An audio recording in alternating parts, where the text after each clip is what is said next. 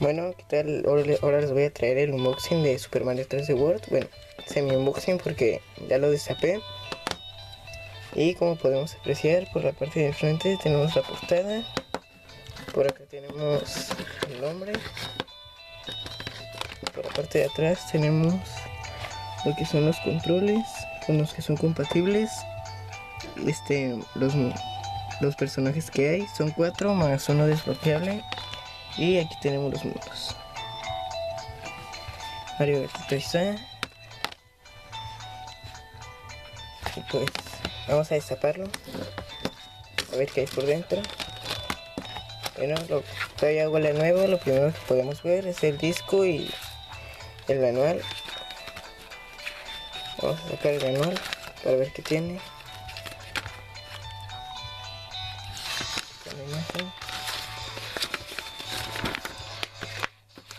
Y pues aquí nos dicen los botones. Vienen en portugués, en español y en inglés. Como podemos ver. Ahora vamos a ver los puntos Club Nintendo. Están justo aquí detrás.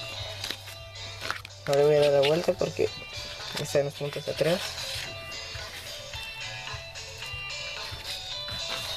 Y ese sería el disco.